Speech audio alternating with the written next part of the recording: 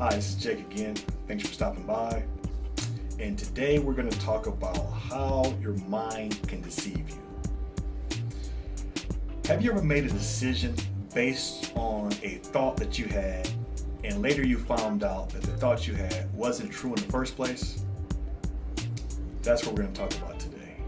There are many ways that our minds can deceive us. But before we take a look at those ways individually, I want to focus on one overarching belief that has helped me fall less victim to my own mind. And I want to share that with you here today. That belief is, just because a thought appears in your head, in your mind, does not make it automatically true. Let me say it again. Just because a thought appears in your mind does not make it automatically true. I know, it sounds like common sense, but for me, for years, most of my adult life, it wasn't common sense at all. In fact, I believed the exact opposite. I believed if it came in my mind, if a thought appeared in my mind, it must be true. And I automatically believed it. I don't know if it was arrogance or I don't know. If I thought it, I just thought it was true. And it was like, for example, I was dating a woman and she said she was going to text me at a certain time. And let's say it was 30 minutes or an hour after the time she told me. I just thought that she wasn't interested. And then since I thought that, I deleted her number or blocked her. Could she have been busy? Could it have been an emergency? There could have been a lot of reasons why she didn't text at that particular time. It could be she just forgot. But for me to just assume and jump to conclusions that she wasn't interested is one way our mind can deceive us.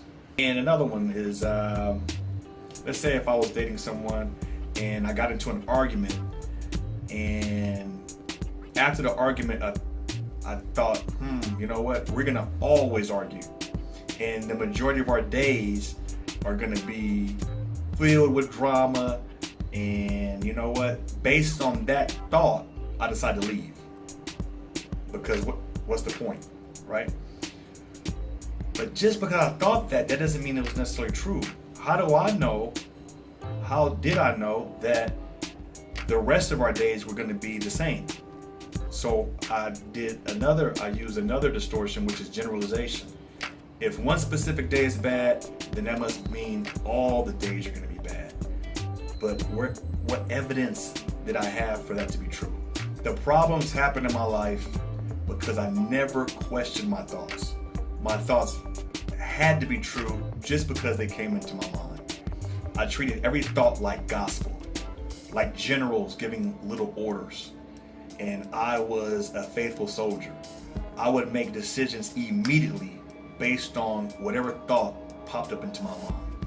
Now, as you can see, by doing that, you're gonna make a lot of rash decisions, impulsive decisions that you're gonna later regret once you realize that your thought didn't really have any merit to begin with. So how did I learn to stop being impulsive and stop behaving counterproductively? I learned by practicing mindfulness. I've learned that we have thousands of thoughts that come through our mind every day. And I've learned to look at my thought stream like a stream of water, like a river. Some thoughts that come by are empowering, some are disempowering. And I learned to just practice watching the thoughts without taking action. The second thing that I did was I learned to question any disempowering thoughts that I had that were causing me to want to take action. I started saying, well, for example, okay, this person didn't text me when they said they would. I won't worry about it. There could be a reason for it. They could be busy, could have forgot. It doesn't mean anything except they just didn't text me. Okay? And that's happened to me before, and I waited a day and I just text the person, hello, how are you? And they told me, you know what? I thought I sent the message, but I can see here that I didn't send it. So what does that tell you? That doesn't mean that they weren't interested. They just were human and forgot to hit send. Finally, before I made any decisions, I always wanted to base my decisions based on facts and evidence. Kind of like a court of law. Not solely on a thought that came into my head. Because a thought that came into my head could possibly be invalid. So if I didn't have proof to back up the thought, then I wouldn't act on it. And that was a way for me to stop being deceived and manipulated by my own mind. All right. I hope that helps. I hope it makes sense. If you have any questions, comment below, send me a message. And until the next time, thanks again.